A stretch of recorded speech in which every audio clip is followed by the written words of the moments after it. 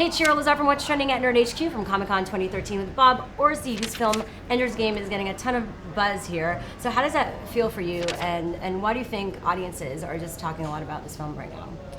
You know, audiences have seen a lot of everything. They're pretty savvy, they're pretty smart, and this book was around for a long time trying to get made into a movie, and I think some studios were afraid that it's young protagonists, but it's adult themes, it's complicated, it's challenging, it's not the usual structure. Comic-Con's perfect for it because Comic-Con celebrates fandom. It seems like you're used to a lot of the pressure behind making these movies because a lot of them have a fan base beforehand. There is pressure around that. Yes. Around delivering.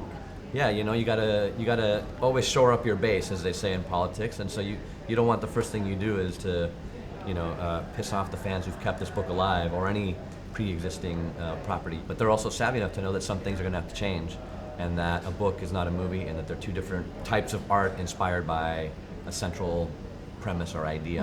I think why it's important to be here is to, when you let people into that process and explain why certain decisions are made, they can understand the changes are for to actually help realize the spirit of the book, not to hurt it. How do you modernize a story like that? Interestingly enough, the book itself was very prescient already in '84. Predicted, war at a distance. It predicted blogging and elements of the internet, devices you could touch, much like the one you have in front of you now.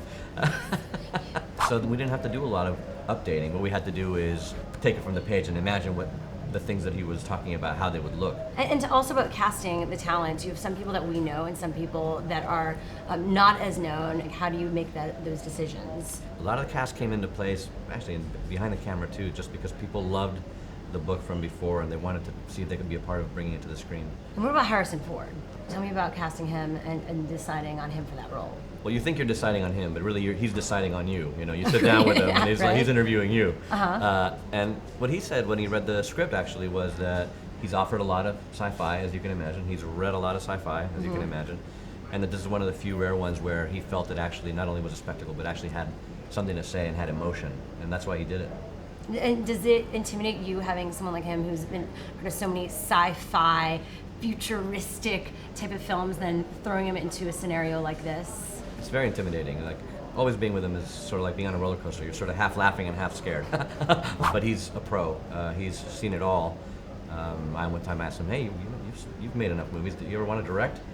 And he said, "Nah." He quoted Bob Hoskins, who says directing is like getting pecked to death by 1,000 penguins. That sounds torturous. The kids in the book of Ender's Game were younger than in the film. So what was behind the decision to make them older?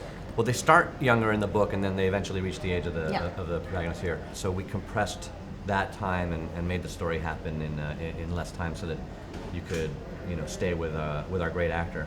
But we shot it in sequence, funnily enough, and so you actually do see Asa grow. He grew 2 inches during the shooting of this movie.